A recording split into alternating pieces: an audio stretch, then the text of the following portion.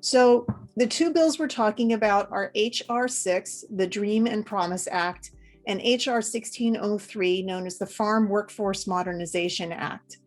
Both of these bills were passed in the last Congress and were brought to the floor of this Congress under rules that allow essentially a shortcut for bills that have passed before.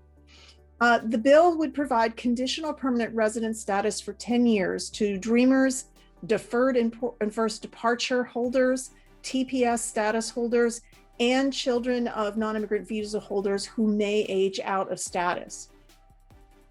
H.R. 1603, the Farm Workforce Modernization Act, this bill would provide a pathway to a green card and the ability to apply for citizenship to farm workers who meet certain work requirements.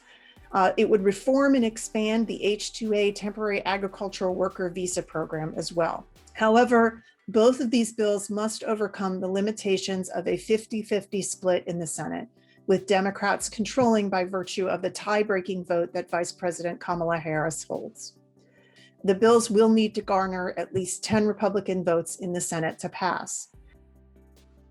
And for that, at least for us, we're looking at all the bills that Congress has introduced, and we believe that it's time to look at the broader perspective, understanding that the last time we addressed immigration in the broader sense was 35 years ago, in which indicates that our immigration system is broken, outdated, and is inhumane.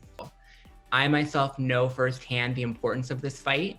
I came to the US when I was just a few months old and have been living with the uncertainty of being undocumented in the United States for 30 years.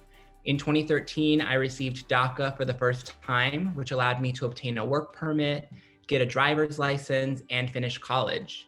It alleviated some of the fear of potentially being detained and deported. But unfortunately, we have seen over the past 4 years that DACA recipients like me have lived our lives court case to court case.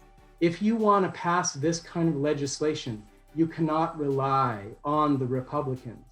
The filibuster must be reformed, and it has to be a Democrat-only effort. Because if you rely on trying to get 10 Republicans, the bill will be so different from what it is now, it will be unacceptable to the other side. It is not possible, in my view, to have a bipartisan bill pass.